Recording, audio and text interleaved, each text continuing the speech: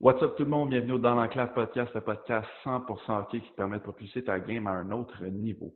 Cette semaine, l'épisode est une présentation d'Éducation Quantum. C'est quoi Éducation Quantum? C'est une plateforme de formation, que ce soit en ligne ou en personne, pour les entraîneurs kinésiologues du Québec qui veulent approfondir leurs connaissances. Et on a réussi à vous avoir un petit pourcentage de rabais que Phil va tout vous expliquer comment ça fonctionne. Exactement, c'est super simple. Vous avez juste à aller sur le site de quantumtraining.ca, vous allez chercher la formation qui vous intéresse, que ce soit une formation en ligne ou sur place. Vous appliquez le code promo ENCLAVE10 avant de faire l'achat de votre formation. Puis, bingo, un petit 10% de rabais, vite fait, bien fait. Yes, et cette semaine, on a reçu au podcast Sarah-Ève Coutu-Godbout, j'ai eu le nom complet, je suis bien fier de moi, qui est une joueuse de hockey qui a joué avec les gars avant d'aller avec les filles. Présentement, qui va aller jouer à Toronto, elle a joué NCAA. Donc, on a parlé de quoi avec elle, Phil? Yes, en gros, on a parlé de son parcours, on a beaucoup parlé de la NCAA, comment ça se passe, la vie là-bas, le hockey ressemble à quoi. Ensuite de suite, on a parlé de ses perspectives d'avenir, ainsi de suite. On a finalement entré également dans le sujet de la prochaine année qui s'en vient, qu'elle va jouer dans la plus grosse ligue en fait de hockey féminin présentement qui existe en Amérique du Nord. Puis c'est ça, en gros, on a vraiment rentré en détail quand même là, sur son parcours. Puis niveau NCAA aussi, ça ressemble à quoi, le cheminement. On a parlé un petit peu aussi des World Junior qu'elle a participé moins de 18 ans. Donc ça ressemble pas mal à ça pour ce podcast-ci. Là. Fait que pour elle, c'était super intéressant. Ça fait changement également de parler juste de hockey de gars. Ouais, Donc c'est ça, vraiment intéressant d'en apprendre tout le temps plus sur qu'est-ce qui se passe aussi du côté féminin. exact. Yes. Fait que, bon podcast, tout le monde. Exact. Bonne écoute.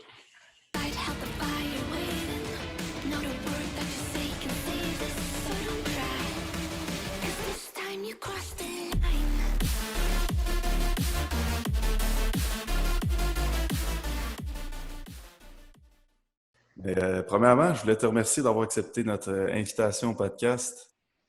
Merci beaucoup de m'avoir invité aussi. Si tu pouvais commencer par ton parcours vraiment au niveau du tout jeune âge, à quel âge tu as commencé, puis le parcours par la suite. OK, ben j'ai commencé, j'avais 4 ans. Puis j'ai joué à Rouyn-Noranda jusqu'à mes 16 ans. Puis quand il venait le temps d'aller jouer collégial à 17 ans, je suis déménagée à Québec pour le cégep Limoilou. Puis après ça, j'ai fait 4 ans avec l'Université de Quinnipiac. Puis l'année prochaine, je m'en vais jouer à Toronto professionnel. Puis de où ça part, mettons, tu as commencé à 4 ans, de où ça a parti 3 jours au hockey? Ouais, je pense que ça partit avec mon père. C'était un joueur de hockey. Puis après ça, j'avais mes cousins qui jouaient dans la Ligue junior majeure. Fait que j'ai comme eu la piqûre vraiment jeune. J'avais 2 ans, puis je voulais avoir ma première paire de patins. Fait que, on dirait que c'est comme ça n'a vraiment pas été forcé. C'était vraiment quelque chose que j'ai voulu faire. Puis mes parents ont été vraiment gentils. Mais tu sais, il y a des parents des fois qui disent je veux pas que ma fille joue au hockey ou quelque chose. Les autres, ils ont fait fais ce que t'aimes. Puis j'étais vraiment contente. Ouais. Puis jouer ton hockey mineur, ça ressemblait à quoi? Est-ce que, ben, moi je me doute un peu, là, mais pour ceux qui nous écoutent, ça ressemble à quoi, mettons, jouer hockey mineur en Abitibi en étant une fille? Ouais, j'étais tout le temps la seule fille de mon équipe. Surtout à cause que je jouais souvent dans l'élite. Fait que j'étais tout le temps avec au moins la même gang de gars, vu que à Rouen, c'est pas tellement gros, fait qu'on se suivait. Puis j'ai vraiment été chanceuse d'avoir un bon groupe d'âge, comme je dirais, que les gars, ils me protégeaient pas mal. Puis surtout ma dernière année que j'ai joué midget 2B, je jouais contre des gros gars, mettons. Fait il y en avait que leur job, c'était, mettons qu'il y en avait un qui me frappait trop fort. Lui, sa job, il pouvait faire ce qu'il voulait, il avait carte blanche, c'était mon coach. Fait mais j'ai vraiment été chanceuse. Pour moi, c'est encore des frères, là, on se parle souvent, puis c'est vraiment des belles expériences que j'ai eues. Ouais. Comment tu as pris ça, justement, mettons, jouer avec des gars surtout, mettons, au niveau comme ça, où est-ce que le contact est permis? Ouais, ben je pense que je me suis vraiment dit, j'ai pas la force physique de les égaler, mettons. Fait que j'ai plus été avec ma vitesse. Puis vraiment, on dirait midget 2B quand j'étais en secondaire 5. C'est là que on dirait que je suis devenue une joueuse plus rapide. Puis ça m'a vraiment suivi avec les filles. Après ça, j'arrivais avec les filles puis je j'allais plus vite. Juste parce que je voulais pas me faire frapper. Puis on dirait qu'il fallait vraiment que je sois genre à mes égards. Il faudrait que je check partout un peu. Fait que... Est-ce que tu penses, est-ce que, moi, vu que je vais aucune idée, je suis un gars, fait que, est-ce qu'il y a, mettons, Rouen ou à Abitibi, il a l'option de jouer avec les filles ou pas vraiment? Il l'avait avant, il y avait les Rebelles, que ça s'appelait. OK. Puis, c'était comme des filles en genre Pee-wee puis midget. Moi, j'aimais mieux, pour mon développement personnel, jouer avec les gars. C'était du plus haut niveau, plus haut calibre. C'était une meilleure structure en général, là. OK, fait que des jeunes, mettons, puis oui, jouaient avec du monde midget. Ouais, c'était un peu plus comme des pratiques qu'ils faisaient. Puis, OK. ils jouaient contre des équipes, mettons, maison, je dirais Bantam. Puis, c'est ça, ils se promenaient un peu dans la BTB, jouer contre des équipes, mettons, A ou B. Puis que moi, je savais que j'étais capable de faire le 2B ou whatever. Fait que j'ai juste été vers ce chemin-là, puis je le regrette vraiment pas, là. Mettons, exemple, tu aurais été, disons, dans la région de Montréal ou Laval, où ce que là, il y avait peut-être plus d'opportunités pour le hockey féminin. Est-ce que tu aurais peut-être opté pour le hockey féminin pour ton développement ou tu aurais quand même préféré jouer avec les gars? Je pense que j'ai arrêté vers... Tu sais, j'aurais continué toute ma carrière jusqu'à au moins Pee-wee, Bantam. Puis quand ça commençait à être vraiment trop robuste, j'aurais peut-être opté pour les filles. Mais on dirait qu'il n'y a rien qui arrive pour rien. Puis ça a bien fait les choses que je sois en région pour me développer comme ça, là. Y est-il déjà arrivé quelque chose, mettons, que tu t'es fait frapper vraiment solide? Ouais, c'est arrivé une couple de fois. Tu sais, des fois, j'avais même pas la POC, mais c'est surtout quand on jouait contre Ville-Marie, tu sais, il y avait des Autochtones, eux autres, qui étaient vraiment plus forts, plus gros. Puis, tu sais, il y en avait qu'on dirait que leur but, c'était juste de m'arracher la tête un peu. Fait que je faisais attention, mais c'est comme je dis, il y avait des gros gars dans mon équipe que eux, leur job, tu sais, c'était de protéger Sarah. Puis, une chance, je les avais. Ça, c'est une bonne job, ça. Moi, j'aime ça, avoir une job de même. Ouais. Y a-tu déjà fallu que pas que tu te battes, évidemment, on peut pas quand on est plus jeune, là, mais que tu te pognes vraiment puis avec un gars puis que tu y en donnes une coupe? Non, pas en tout. J'avais ben trop peur. Moi, Non? ma mentalité, c'était si j'ai frappé, ils vont pas me frapper. Ça marchait Ouais. pas de même, mais il y a une fois que j'étais vraiment fâchée. Dans un chiffre, j'en ai reviré 3, mais ça n'arrivait jamais parce que je voulais pas justement les fâcher. Et après ça, comme qu'ils s'en remettent contre moi. Là, fait que... Puis le hockey féminin, disons, mettons, est-ce que tu es allé à Limoilou, est-ce que c'est contact quand même aussi dans cette ligue-là? Ou... Pas tant. Ça, c'est la ligue que j'ai jouée qui avait le moins de contact. Mettons, c'était vraiment plus sévère. Même sur le bord des bandes, des fois, je trouvais que c'était sévère comparativement, mettons, à la NCAA ou quand je suis allée jouer au championnat mondial. Je trouve que sur le bord des bandes, ça joue vraiment physique. C'est juste tout ce qui est open ice, puis de ne pas frapper pour juste frapper. Là. C'est, quand tu as un contact puis tu veux pogner la puck, là, ça va être légal. Mais comme je dis, ça, c'était vraiment rien comparativement à ce que j'avais vécu. Là. Est-ce que tu penses que ça mettons, ça t'a aidé en fait de développer avec les gars, justement d'un point de vue robustesse, quand tu arrives avec les filles, c'est que tu es comme déjà Ouais. habitué un peu à.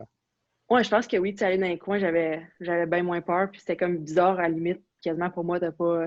C'est un autre game, là, rendu là, quand il n'y a plus de contact. Tu vas dans le coin un peu différemment, tu te protèges moins. Puis ça m'a pris comme une couple de mois avant de m'adapter. Puis après ça, c'est plus facile de jouer dans le pas contact pour moi que dans le contact. Fait que ça n'a pas été trop dur non plus. C'est quoi la principale différence justement que tu as vue entre, disons, le hockey masculin et le transfert au hockey féminin niveau collégial? Ouais, moi, je dirais que ça serait les skills individuels. Là. Les filles, mettons, sont plus fancy un peu. Puis, tu sais, avoir la tête en bas, c'est rare que tu vas te faire geler quand tu joues contre les filles, mettons.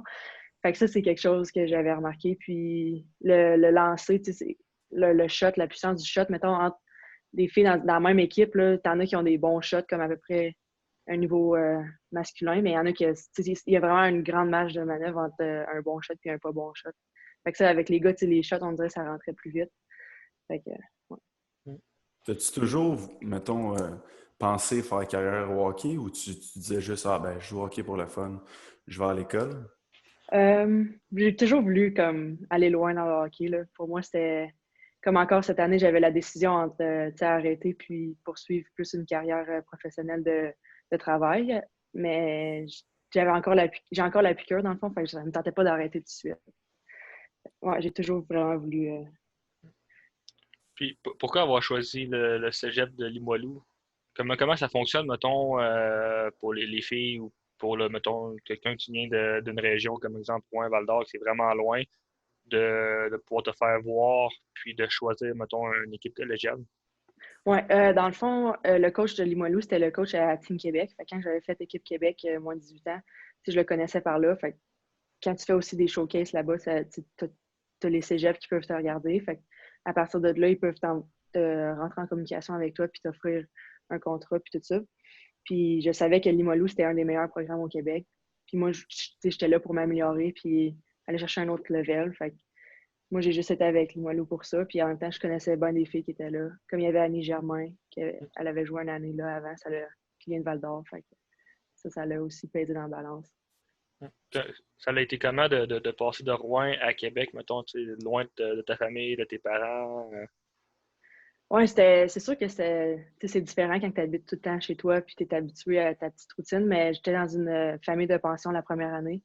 Ça a super bien été. C'était une fille qui était dans mon équipe, c'était des Français, super gentils. Puis l'année d'après, j'étais en appartement avec des filles de l'équipe. Puis j'ai vraiment fait des belles amitiés, puis ça a vraiment bien été en général.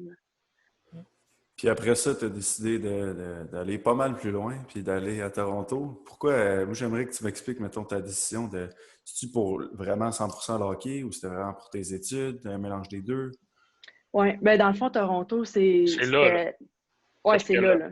parce que sinon, Ouais. c'est Quinnipiac. Non, C'est ça, right? Ouais, Quinnipiac. Ouais. Ouais, NCAA, c'est-tu c'est ça. D1 ou D3? ouais, D1, D1. D1. Ouais. Fait Puis comment ça fonctionne justement, ça, mettons, le processus pour aller, disons, au States, NCAA? Est-ce que c'est eux qui t'approchent? Ensuite, tu choisis un peu l'équipe que tu veux, puis... ouais, ben dans mon cas, ça a été eux qui m'approchent. J'avais peut-être un choix de 10-12 équipes. Puis, c'est sûr qu'il y en a des fois c'est eux qu'il faut qu'ils écrivent aux équipes. Mais moi, j'ai été chanceuse, avec la vitrine que j'ai eue de jouer au moins 18 ans au championnat mondial. Toutes les universités, vraiment, ils focusent à aller voir les filles qui sont là parce qu'ils savent que c'est comme un peu les meilleurs, maintenant. Fait que j'étais allée là. Puis ma coach, encore un peu la même histoire, ma coach à Team Canada, c'est la coach à Quinnipiac. Fait que j'ai juste fait confiance. Puis elle était vraiment patiente avec moi parce que je parlais pas beaucoup anglais. Puis j'ai vraiment aimé toute la façon qu'elle m'a aidée. Puis tout ça. Fait.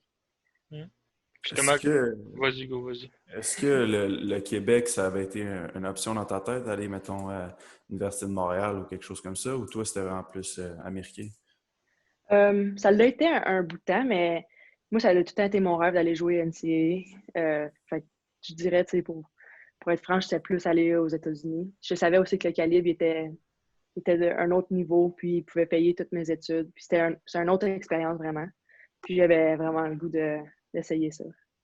Ça ressemble à quoi, mettons, le niveau NCAA D1 pour les femmes, mettons, disons, si tu fait de comparer avec quelque chose qui est ici? Ouais, c'est dur à comparer. Il y en a vraiment des bonnes. J'ai joué contre des Olympiennes. Il y en a une dans mon équipe qui allait jouer Team USA senior.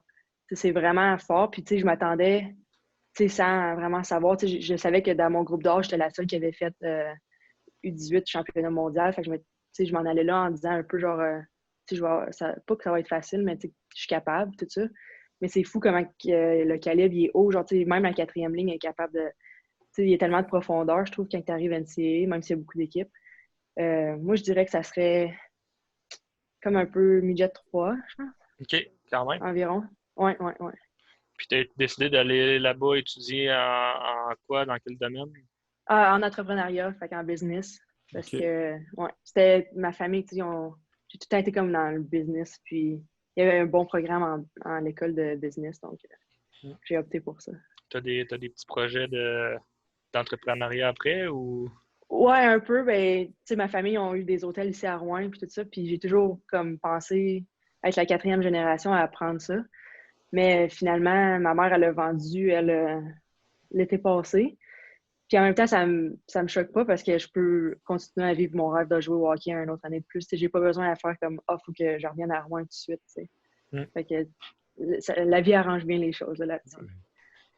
Ça a été quoi la plus grosse adaptation pour toi de passer de Limoilou aux États-Unis? Outre la langue, bien sûr, qui OK. est quand même tough. Ouais. Je dirais comme le système. On dirait qu'avec Limoilou, on était tellement juste une équipe de talent et de profondeur on avait un système, mais c'était pas. Je trouvais que c'était beaucoup plus flow. Là. C'était plus, tu faisais un peu ce que tu voulais. Avec Quinnipiac, c'était vraiment précis. C'est des vidéos à chaque jour, du film, des pratiques. On a un bloc de midi à genre 3-4 heures que c'est le hockey ou l'entraînement. C'était comme comment je peux dire ça? la grandeur de comme faire plus, c'était vraiment c'est ça le step à prendre, là, que c'était ça c'était pas dur, mais c'était juste vraiment différent. Et la vie universitaire aux États-Unis, ça ressemble à quoi? Est-ce que c'est tu sais, comme qu'on voit dans des films ou est-ce que les équipes de football, les équipes de hockey, c'est des parties puis Oh, la grosse ouais, ouais, vie? ouais. Ouais, Ouais. vraiment. Nous autres, on n'a pas d'équipe de football, par exemple. Mais l'équipe de hockey, c'est fou. C'est quasiment juste sur ça que le monde vive, là, c'est l'équipe de hockey parce qu'en plus, ils sont vraiment forts, les gars. Euh, les estrades sont pleines à toutes les games. Je veux dire, il y a du monde qui arrive là quasiment 2 heures à l'avance. Ben, il y a des tailgates aussi. Tu sais, c'est vraiment le fun. C'est vraiment cool. Puis les étudiants aussi sont tellement partisans, je trouve, aux États-Unis. Là, ils vont tout le temps avoir comme.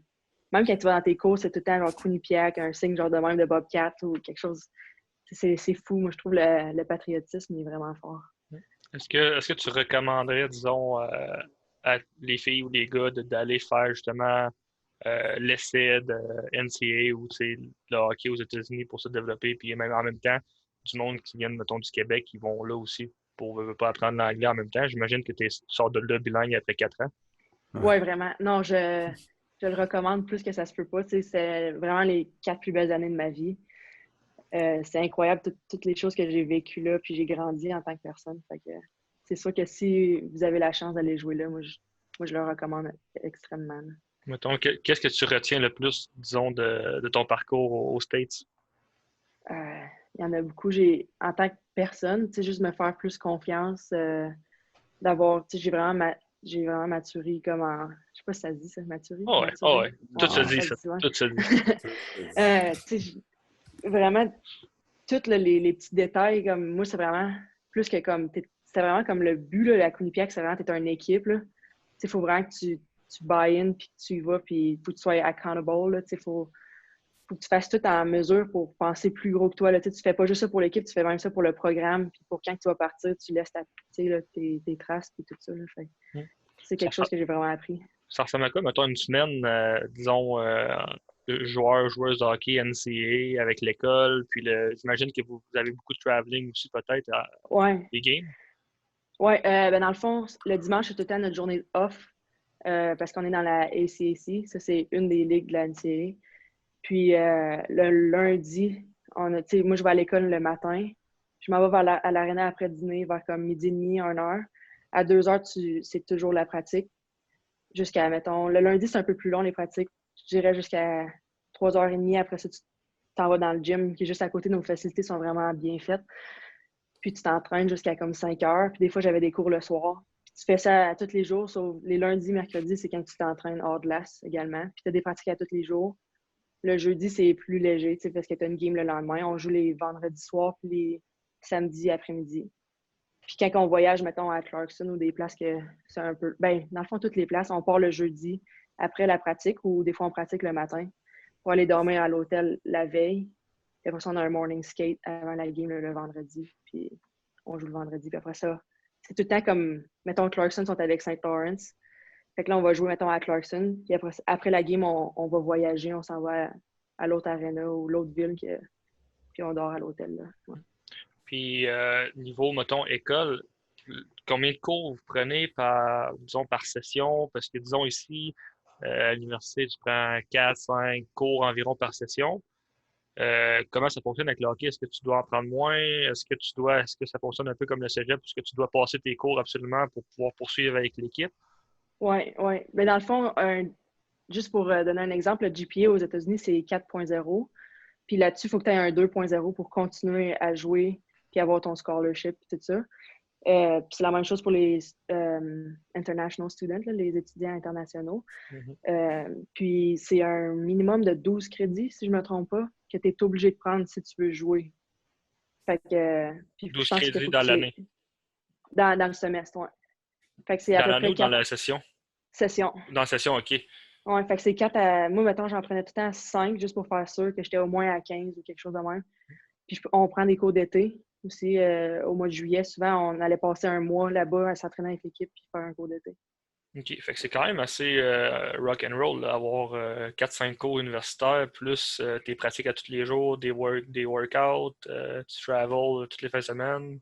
Ouais, j'avais pas bien de temps pour faire d'autres choses vraiment, mais en même temps, quand tu vis juste de ça, moi j'adorais ça. Là. Ouais. C'est sûr que ça doit être pas pire. C'est ça. Ouais. Ça a-tu été difficile commencer tes cours en anglais au début? Ils donnent-tu comme je sais pas, un petit lousse de comme OK, tu peux t'acclimater un peu?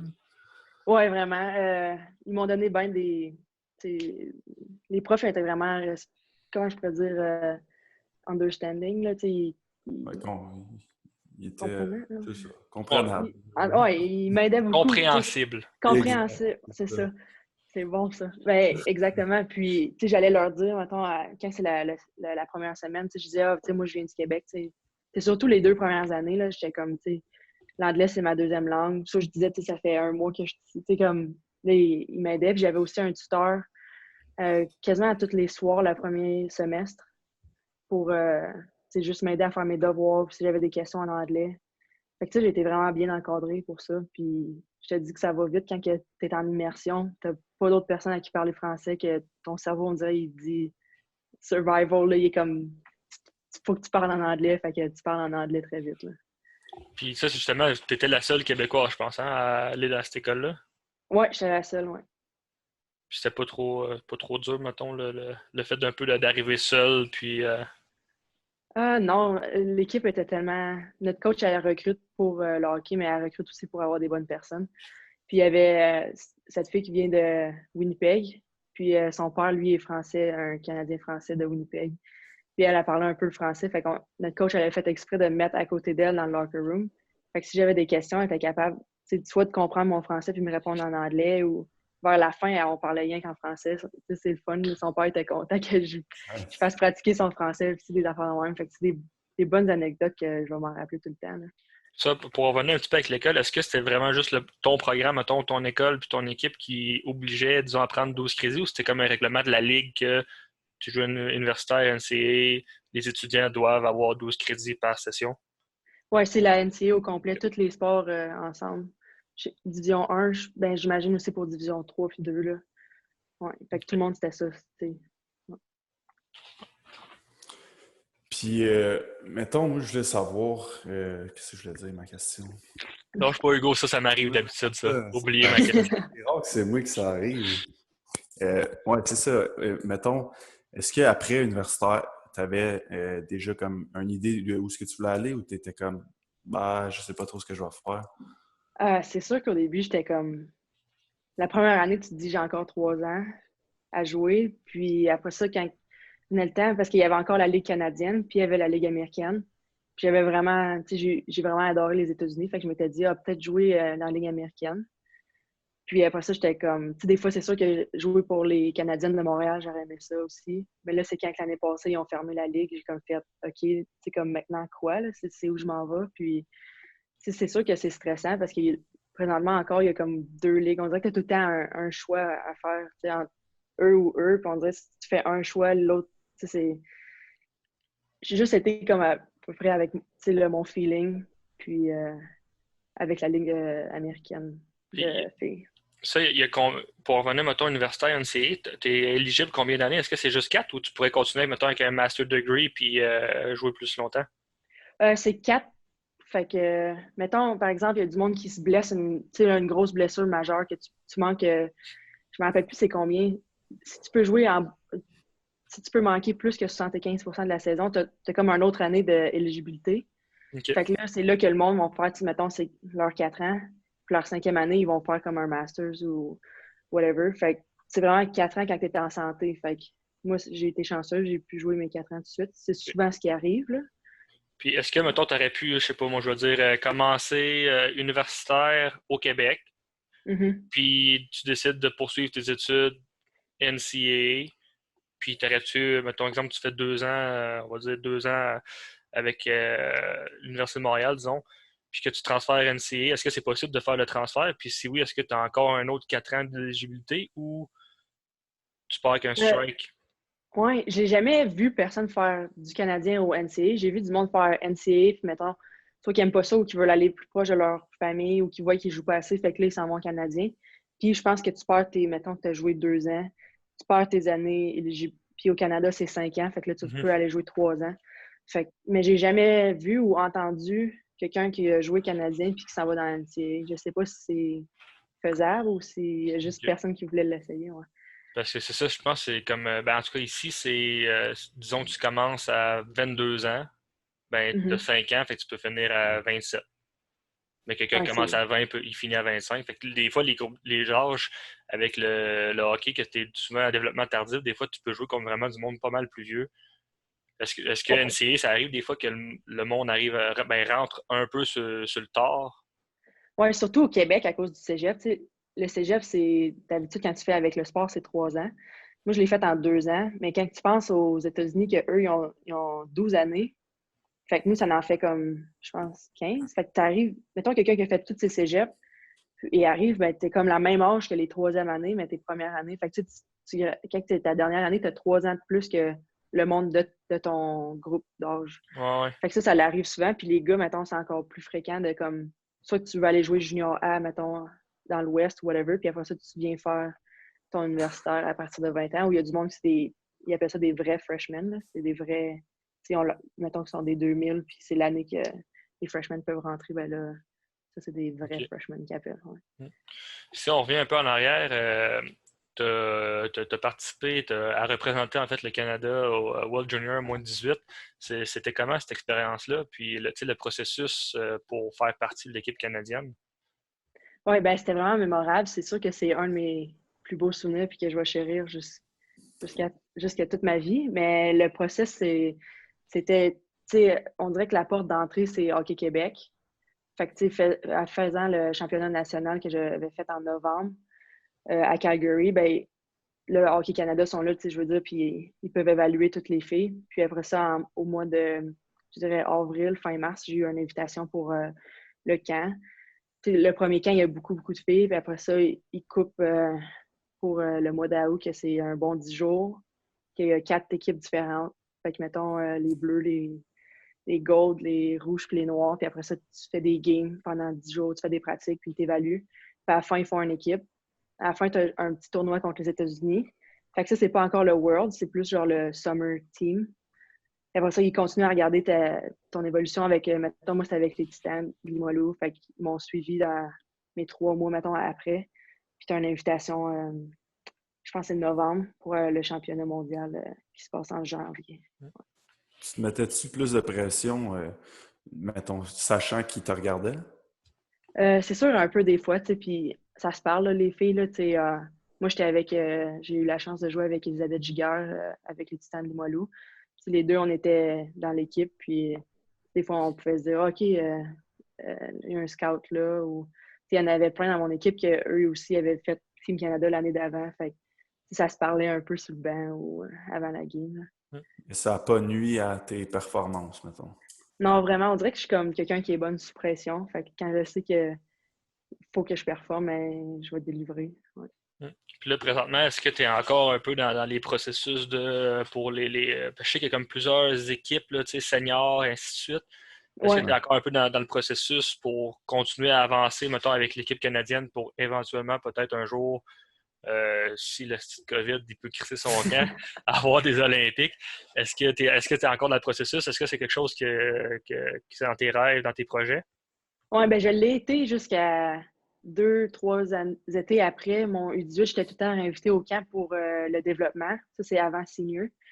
Puis là, il y a un été que je me suis fait couper, puis ça m'avait vraiment fait beaucoup de mal. Fait que j'aurais dit, tu sais, genre, j'aime bien ça, mettre des efforts, tout ça. Fait que j'ai juste dit comme un peu que je voulais désiter, là, mais c'est sûr que je le regrette un peu des fois. Mais le calibre il est tellement fort que je me dis, si ça allait arriver de me faire réinviter, je vais être super contente, mais je m'attends pas à. Je me fais pas trop d'attentes. Moi, je fais juste faire mes affaires. Je joue pour mon équipe, puis je donne tout ce que j'ai. Là. OK. Fait que tu as fait un petit step back, mettons, tu les as dit pour tout de suite, tu te concentres avec ton équipe, puis elle viendra ce qu'elle viendra plus tard, si jamais. Oui, exactement. Okay. C'est sûr que des fois, je le regrette, mais je pense que c'était le meilleur choix pour moi. Là. Parfait.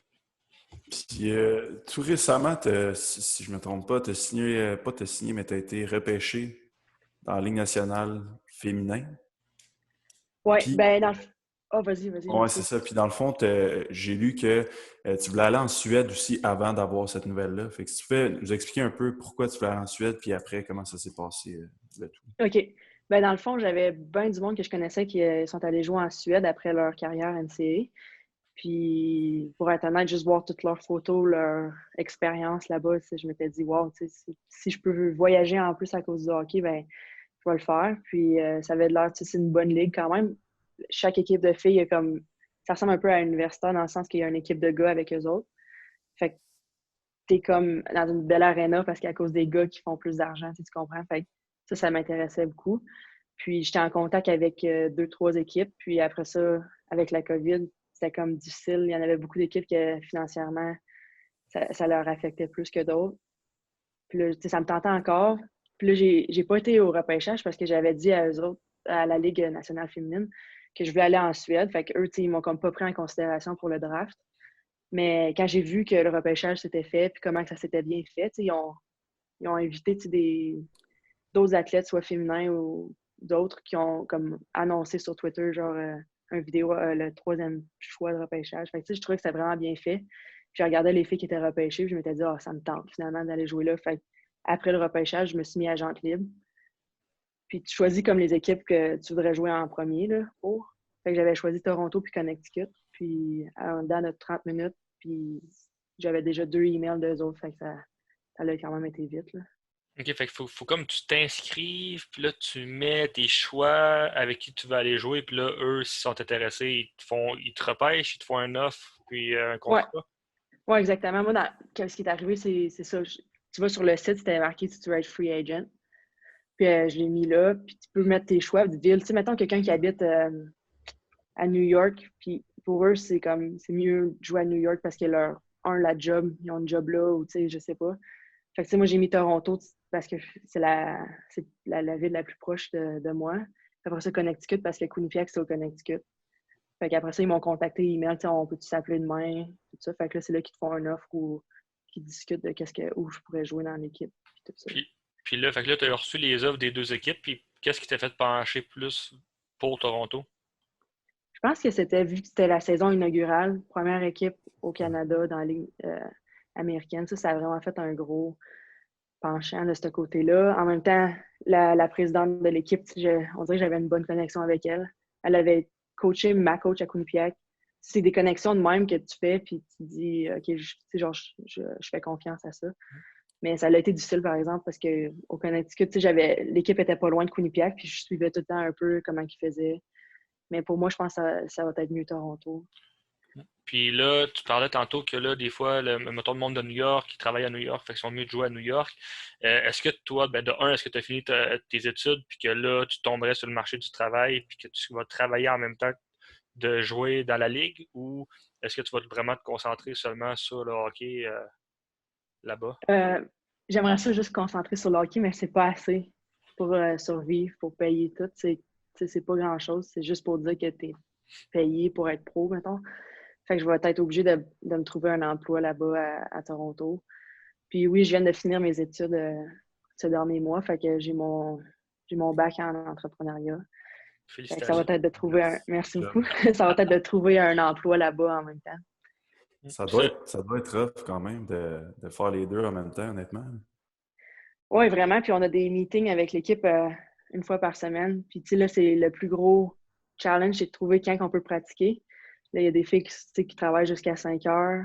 Tu peux pas pratiquer avant, même si 6h30, il y a tellement de trafic à Toronto qu'il faut pousser les pratiques plus loin. Tu sais, c'est juste d'autres affaires à considérer qu'on n'a pas le luxe de pouvoir mettre les pratiques à n'importe quelle heure. Puis... Là, moi, je vais faire une parenthèse à part, là, parce que ça me trotte dans la tête, puis ça me rend, en fait, ça me rentre pas dans la tête. Là. Ouais. À quel point que, justement, mettons, le ligue de même, je te dirais, tous les sports confondus, que le hockey féminin est tellement comme sous-estimé par rapport au hockey masculin ou le sport masculin versus sport féminin que, tu sais, comme là, mettons, vous pouvez même pas vous concentrer justement à vous améliorer tant hors glace que sur glace à 100%. Vous devez travailler en plus de pouvoir de pratiquer votre sport, puis tu sais, à cause que vous êtes comme pas payé assez, puis que là, les commandites, puis toutes les affaires, ça fait que c'est. En tout cas, moi, je passe à gauche puis à droite, là, mais Non, mais moi, je trouve ça cave. Moi, c'est ça le sport, là. Si tu vois, mettons, tennis, ils sont respectés, mais tu sais là, que tu t'attends pas au même jeu ou whatever. Toutes les autres ligues ont des. ouais, ben, je pense que c'est le seul sport, je trouve que. Tennis puis golf, je pense. Ouais. Que Ouais. le féminin et masculin sont bien rémunérés, bien présentés, bien. Ils sont sur le même pied d'égalité, pas Ouais. mal. Est-ce que Ouais. il y a une raison? Est-ce que tu sais un peu pourquoi que c'est comme ça ou Je pense sincèrement c'est juste la cote des vues puis le monde qui suit le hockey féminin. Tu sais, je pense qu'il n'y en a pas assez. Tu sais, on n'a pas assez de fonds pour. Tu sais, ça vient toujours au côté business de la chose. Là. Tu sais, chaque sport, c'est un entertainment, puis c'est le côté business de la chose. Puis je pense que c'est juste de la façon aussi que le hockey féminin fait leur business. Tu sais, faut pas qu'on pense que on peut faire les mêmes choses que les gars ont fait. Tu sais, on est aussi un autre sexe, on est une autre catégorie. Tu sais, le jeu n'est pas pareil comme Hugo le disait, là, c'est comme dans le tennis. Tout ça. Fait qu'il faut juste qu'on trouve une façon de promouvoir le hockey féminin d'une façon où que les gens vont pouvoir vraiment embarquer là-dedans. Là.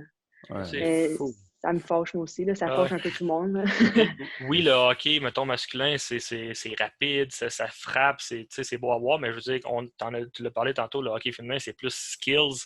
Ça aussi, c'est beau, c'est des jeux de passe, puis que ça va amener à plus des beaux jeux, finalement, qu'un.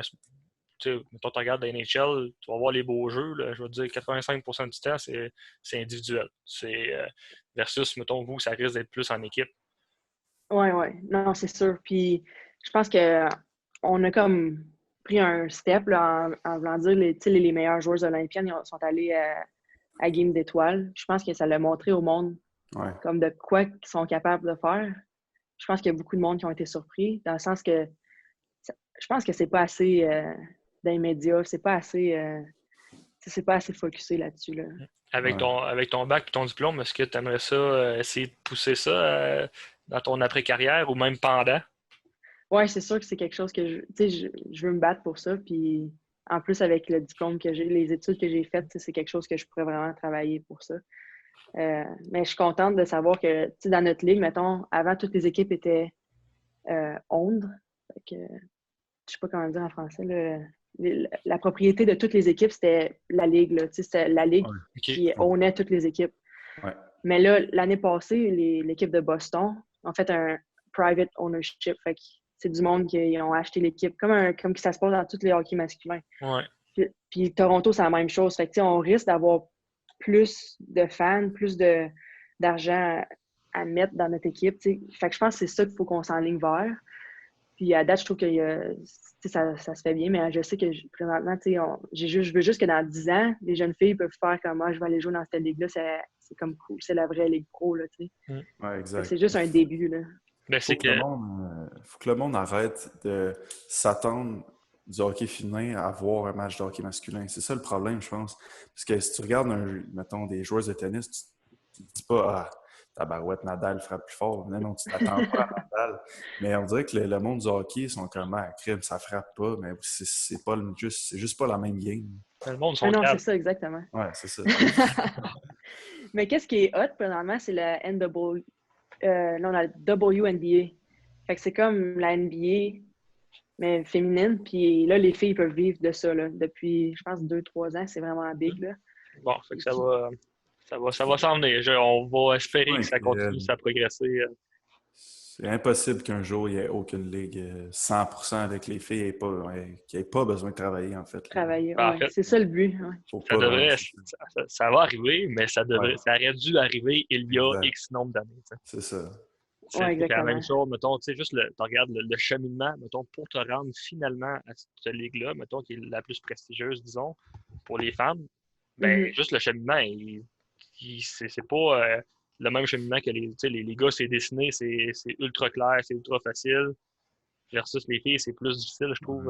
Faut que tu joues avec les gars. Parce que t'as pas de bonne ligue, mettons, féminine pour te développer dans ce genre de style de jeu-là. Puis tu te promènes un peu à gauche, à droite. Puis... Oui, c'est sûr que le bassin n'est pas autant grand aussi que les gars, mais aux États-Unis, c'est fou comment que le bassin de hockey féminin, il fait juste comme monter. Fait que moi, je pense que ça va juste prendre une couple d'années. J'en ai même parlé avec mes professeurs d'entrepreneuriat que le hockey féminin, ça va faire un gros boom dans pas long. Là. C'est juste, je pense qu'il faut être patient. Bon, on le souhaite. C'est sûr que... Ouais.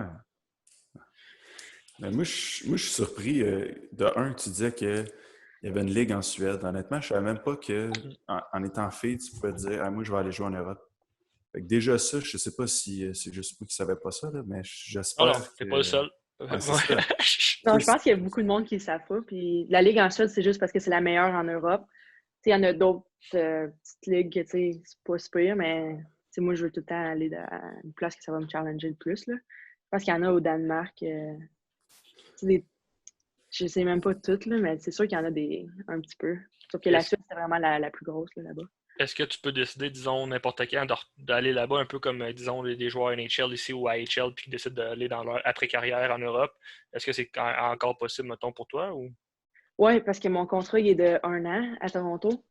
Fait que, en autant que je brise pas le contrat, puis tout ça, l'année prochaine, si je veux penser à aller vers l'Europe, c'est quelque chose qui c'est faisable. C'est pour ça que tous les contrats de hockey féminin sont 1 an. Ça, c'est quelque chose qui est comme un peu comme en Europe, les gars, c'est tout 1 an, pas mal, les contrats. Puis comment tu prends ça? Ça peut peut-être être cool, justement, vu que tu peux tout le temps retourner, revoir tes options, mais en même temps, est-ce que ça peut être un peu insécurisant d'un point de vue est-ce qu'ils vont me re-signer ou est-ce que je vais me retrouver l'année prochaine? Oui, c'est sûr que c'est quelque chose que c'est tout le temps dans le fond de ta tête que de savoir que l'année prochaine, ça se peut qu'ils ne veulent plus, là, vu que c'est 1 an. Mais moi, c'est quelque chose qui me motive dans le sens que je veux leur montrer que vous avez fait le bon choix, de m'avoir signé, puis de deux, vous avez encore besoin de moi l'année prochaine. Ouais.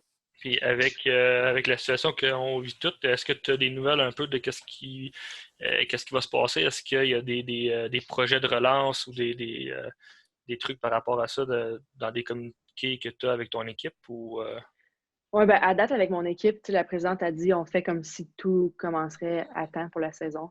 Puis c'est la même chose à date pour la Ligue. Puis je pense qu'on va beaucoup, comme toutes les autres ligues font, se fier à les plus grosses ligues pour voir comme qu'est-ce qu'eux font. Puis nous autres, on va juste comme suivre. Mais notre saison, elle commence un peu plus tard que, mettons, la saison universitaire. On commence en novembre. Ça nous donne une bonne marge de manœuvre là, de dire on commence pas en septembre, là, on commence en... Dans ces ligues-là, vu que vous êtes la seule équipe canadienne, c'est où est-ce que vous allez, mettons, disons, le jouer le plus loin? Combien de matchs que vous avez dans une saison? Oui, on a 24 games dans une saison. Le plus loin, moi, je dirais, ça serait Minnesota. Puis, il y a une équipe aussi à Boston, ça va faire quand même un bon bout pour nous autres. Il y a New York, puis Connecticut. Fait qu'on est 6 à date. La question qui tue, est-ce que vous voyagez en autobus ou en avion? C'est marqué en avion ou en autobus. Ça va dépendre, je pense, des places. Moi, je compte que si on va au Minnesota, ça va être plus en avion. Là. C'est ça, je me disais. Ouais. Ben, les équipes plus proches. Ah, puis il y a Buffalo aussi. Fait que ça, c'est comme 1 heure de nous autres. Là, ça arrive d'être plus en autobus. Tu traverses juste les lignes, tu arrives direct. Ça, c'est quand même... C'est ça. C'est ça. Fait que tu vas vivre la vraie vie de pro là, bientôt. Ouais, j'ai hâte pas mal. Ça doit être un méchant feeling de débarquer de l'avion dans une autre ville, sachant que tu t'en vas jouer une game. Là. Je sais pas si tu l'as déjà vécu, là, mais... Oui, on l'a vécu avec l'université. Ouais. On est allé jouer à Ohio State ou au Minnesota. Fait, ça, c'est cool. Tu te dis, je prends l'avion, je m'en vais jouer au hockey. Tu penses un peu genre, la NHL, ils font ça tout le temps. Donc, c'est comme wow. Ouais. Puis cette année, on a même eu la chance d'aller jouer en Irlande. C'est comme des mini-séries avec une autre équipe de la NCAA, Merrimack College. Eux autres sont à Boston. Fait qu'on a joué 2 games là-bas. C'est ça, c'était cool. Là. On a été chanceux de pouvoir y aller.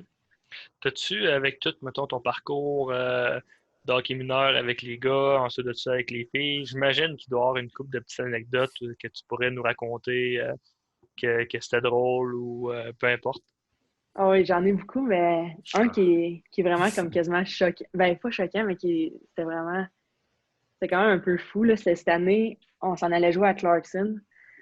Puis Clarkson et St. Lawrence, c'est les 2 équipes qui sont comme travel partners. Puis nous autres, on était avec Princeton tout le temps. Fait que si, mettons, on s'en va jouer là, ben Princeton, ils vont jouer là la journée d'après. Mais St. Lawrence et Clarkson sont à côté. Fait qu'on dort dans le même hôtel que Princeton. Puis c'est la journée qui fait le plus froid de l'hiver. C'est comme en février. Puis nous autres, c'est loin pour nous autres. Clarkson, c'est dans le nord. Fait qu'on va là en autobus. Puis tout va bien. Jusqu'à temps qu'on embarque dans le bus pour la game. Puis le moteur marche plus, je sais pas. Là. On est sur le bord de la route, puis on est pogné là, puis on est vraiment loin de l'aréna. Fait que là, on dit qu'on se rendra pas à la game. Fait que ma coach, je sais pas qui appelle la coach de Princeton. Elle dit, peux-tu venir te ramasser? Là? Faut qu'on a joué. Fait que, on est juste arrivé vraiment en retard. Puis la coach de Princeton a dit, mettez-vous juste une fille par banc, je veux vous mixer avec Quinnipiac. Fait que c'était juste genre, c'était un peu mind game. C'était juste comme, il fallait vraiment que tu te focuses après ça, c'est la game. Puis le plus drôle, c'est qu'on les a pognés après ça en série 2 semaines plus tard. Fait que c'était ridicule. Là. Franchement, j'ai déjà vu ça dans un film ou quelque chose du genre, là, que l'autre équipe ramasse l'autre équipe. Puis... Ouais. me semble que j'ai déjà vu ça quelque part. Ça doit être quelque chose. Ouais, c'était quelque chose. C'était comme, oh my God. Là, parce qu'on est vraiment comme rivaux avec eux autres. Mm-hmm. On arrive à Clarkson. D'habitude, on arrive 2 heures avant chaque game. Puis je pense qu'il restait comme 45 minutes. Puis moi, justement, Elisabeth Giguère, c'est mon amie à Clarkson. J'ai texté notre boss installé.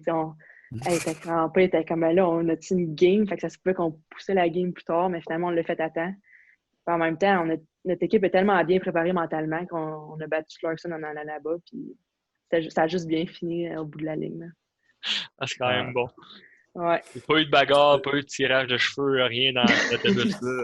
Non, vraiment pas. Contrairement à ce que je pensais, ça a mieux été. Fait que... Êtes-vous joueuse de tour, les filles, si tu avais, mettons, là, une anecdote un peu plus des tours que vous êtes joués entre vous ou que toi, t'as reçu? Ah ouais. Ouais, on en fait souvent. Ben, tu sais, le typico, genre, tu mets de l'eau dans le bâton. Tu fais souvent ça à genre une fille que son cours finit à 1 heure, puis la pratique est à 2 heures. Fait que ça a comme pas le temps de checker tout son stock. Fait qu'elle arrive prendre son bâton, il est lourd, tu la retèfes, là. Puis là, comment il me semble que ça va pas bien ou... Tu sais, aussi que tu mets le casque, tu mets soit genre un petit cup de Gatorade, tu mets de la poudre de bébé, genre, fait que là, quand tu tires, ça t'envole tout dessus. Des petites affaires dans le même qu'on se niaise vraiment là, avec ça. Là. Ah, ça me donne des bonnes idées, ça. Ouais, c'est bon. Fait qu'on... On dirait qu'au hockey mineur, moi, j'ai jamais eu ça, ou c'est moi qui s'en rappelle pas. Je sais pas à quel moment ça commence. Tu sais, oui, tu joues des tours au hockey mineur, mais tu fais pas mettre de l'eau dans les sticks, ces affaires-là. Moi, je pense, en tout cas, pour mon vécu, là, nous autres, ce qu'on faisait, c'est qu'on mettait du tape à pad transparent à ces lames. Ouais, je pense à partir de peut-être Pee-Wee, là. Moi, j'en avais des innocents dans mes équipes, là. Innocents drôles, là, mais... Ouais. Puis... Ben, nous autres, c'est ça, on peut pas faire ça parce que tu peux pas non plus blesser la joueuse. Elle a fait son scholarship, tout ça. Ça, c'est vraiment interdit, mais ça, on l'a fait sur Bantam avec les gars, tout ça. Là. Mais on trouve tout le temps de quoi à faire. Là. le linge en douche. Ouais, ça. Ça arrive souvent. Ouais, sérieusement, c'est quasiment... Ben, j'ai tellement ri avec les gars aussi, mais avec les filles, c'est comme un autre game aussi, c'est drôle. On se niaise tout le temps. C'est pas le même genre d'humour, j'imagine. Non, mais quand même, vous serez surpris de... Je pense qu'on parle pas mal des mêmes affaires et qu'on fait les mêmes conneries pareil. Ah ouais? T'sais. Parce que tu sais, t'as vécu les deux. Moi, j'ai vécu rien qu'un. On va se dire, mettons, dans une chambre de hockey, c'est cave. Il y a des affaires qui se disent qu'on pourrait peut-être pas dire, mettons, là. Est-ce que c'est la même chose, mettons, dans une chambre de hockey de filles? C'est les mêmes niaiseries qui se disent? Ah ouais, totalement. Okay. Totalement, ouais. Je m'attendais pas Ben moi non plus au début, mais ça dépend aussi de quelle équipe que t'es. Quand j'étais avec les Titans, un peu, mais comme avec Quinnipiac, t'es tellement avec eux autres, là, tellement tous les jours, là, tu sais, tu les vois à chaque jour pendant des heures, là, comme ça devient tes sœurs un peu, tu connais toute la vie de tout le monde, fait que ça te chirpe en tabarouette, c'est ça qui est drôle, là. Ouais. Bon, ben finalement, le hockey reste le hockey, hein? Exactement, il n'y a pas grand changement. Ça a-tu été difficile pour toi de quitter, mettons, justement, tes coéquipières? Oui, vraiment. Surtout de la façon que ça s'est fait, je dirais que c'est ça qui était le plus dur. Parce qu'on s'en allait à la semaine de relâche, puis tout le monde était parti de différentes places. Puis on n'a pas pu revenir pour aller chercher nos affaires, tout ça. Ben, la majorité du monde n'a pas revenu. Fait que moi, c'était vraiment tough. Parce qu'en plus, quand t'es dernière année senior, t'as vraiment fini tout avec l'équipe. Puis c'était ton seul genre 2 mois et demi que t'es vraiment juste un étudiante. Puis tu tu peux faire qu'est-ce que les autres étudiants font tout le temps. Je veux dire, on va se dire, là, plus de parties américains, c'est big. Là. Ouais. Plus de choses, des célébrations pour comme que, quand tu gradues, vraiment, quand c'est ta dernière journée sur le campus, tu te dis, j'ai tout fait ce que j'en ai profité, mais là, secondaire, j'ai comme pas eu la chance de faire ça. C'est ça qui est le plus dur. Puis de dire bye à toutes les filles de mon équipe. Ça c'est dur. Là. Celle-là encore, mais on se tient en. Je pense qu'on a la technologie comme Zoom, on fait des gros appels d'équipe et tout ça. Est-ce que tu as l'intention de poursuivre tes études quand même ou pour essayer de peut-être vivre? Oui, c'est quelque chose que je pense aussi, faire, mettons, mon master, mon MBA. Mais pour l'année prochaine, non.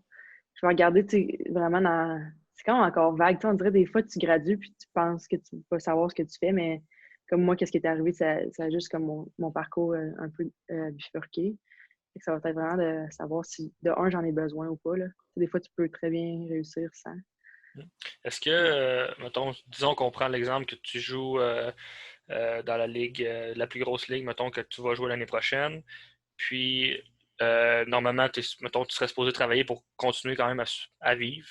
Puis, disons, si tu décides de continuer l'école, est-ce qu'il y a des programmes ou est-ce qu'il y a des full scholarships comme un peu NCA qui peut arriver ou est-ce que tu n'es pas obligé de travailler puis tu peux te concentrer sur l'école ou là, tu es vraiment dans la marde, mettons? C'est sûr que ça ne sera jamais comme qu'est-ce que j'ai vécu aux États-Unis. Je veux dire, tout était payé là, au milieu. Là, c'était fou.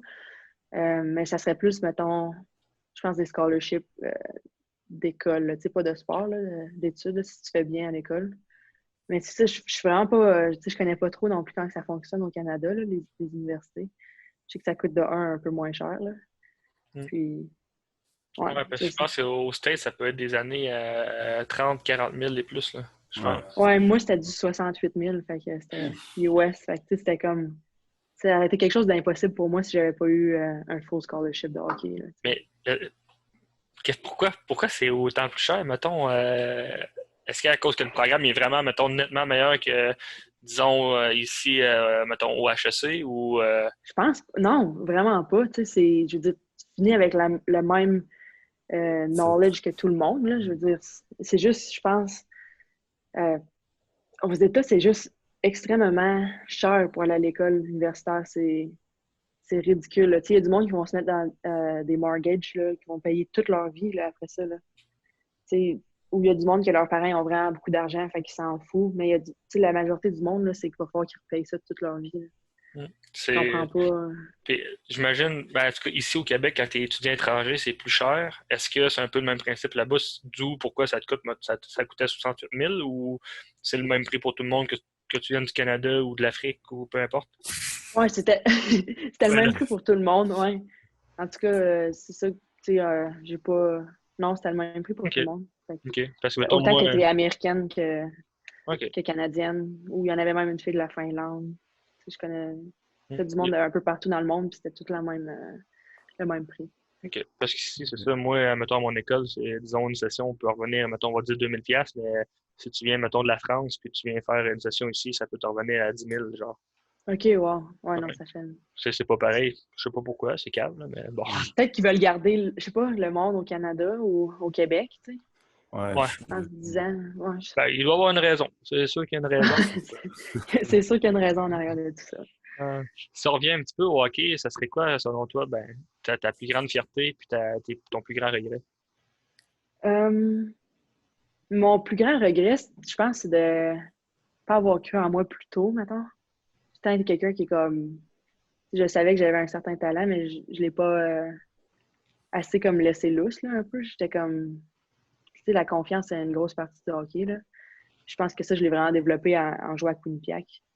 Puis cette année, j'ai eu la meilleure saison ever. Fait que, je savais que j'étais capable de faire ça, mais on dirait que comme c'était juste mental, là, juste d'avoir travaillé plus là-dessus. J'aurais aimé mieux ça plus tôt. Puis je pense que ma plus grande fierté, sérieusement, je vais y aller avec Quinnipiac pendant 4 ans. C'est tellement prestigieux de jouer à NCAA Division 1. Puis quand tu fais tes 4 ans, c'est vraiment satisfaisant. Puis d'avoir fini ma saison en amenant le programme dans le top 10 au pays, ça, c'était un des plus grands, de ma plus grande fierté. Là. Ça, c'est sûr. Si tu avais 2-3 trucs à donner aux jeunes joueurs, joueuses qui nous écoutent, que ce soit pour se développer en tant que personne ou juste en tant que joueur? Ok, ça serait lesquels? Je pense de pas juste se fier sur son talent, parce qu'au bout de la ligne, le monde qui vont travailler plus fort, qui ont moins de talent, ils vont te dépasser. C'est de travailler, même si il y a du monde qui s'assoit sur leur talent, ça, à ne pas faire. Je pense aussi comme je disais un peu tout à l'heure, de croire en soi, puis les choses que tu peux pas contrôler, comme par exemple pas faire une équipe. Moi, des fois, ça m'est arrivé tellement souvent de pas faire une équipe parce que j'étais une fille. De me faire dire littéralement, genre, on peut pas te prendre, t'es une fille. Ça m'avait vraiment affecté quand j'étais jeune, mais de pas prendre les choses que tu contrôles pas toi-même, de pas te soucier avec ça, puis juste de continuer à travailler fort. Puis comment tu réagissais justement quand tu te faisais, disons, retrancher à cause que la seule raison, c'est à cause que tu étais une fille? En avant des coachs, quand on se rencontrait dans des meetings, là, comme un peu espoir, tout ça, tout tu connais ça. Mm-hmm. Ben là, j'étais comme, OK, je faisais j'étais genre, je suis pas capable d'être méchante non plus. Puis c'est quand que j'arrivais dans le toit avec ma mère, là, c'est là qu'elle m'a vu en tabarouette pleurer une couple de fois. Mais on dirait que je serais peut-être pas où que je suis présentement si j'avais vécu ces épreuves-là aussi. Là. Mm. C'est calme, c'est que le monde sont. Ouais. En tout cas, ben, je pense que tu les as bien remis dans la face, peut-être. Pour Ben, des fois, c'est ça. Des fois, je pouvais des entraînements qui étaient durs ou des affaires comme si tu te regardes en arrière, tu te dis, regarde, il y a du monde qui n'ont pas cru en moi. Fait que tu dis un peu genre, fuck it, là, tu sais. C'est comme. Fait que ça, ça fait du bien. Je pense que ça fait le tour de section podcast, ouais. Absolument. Un grand merci encore d'avoir accepté l'invitation. Ben, merci à vous, les gars, puis bonne chance à votre podcast. J'adore ça. C'est fun. Merci. Merci.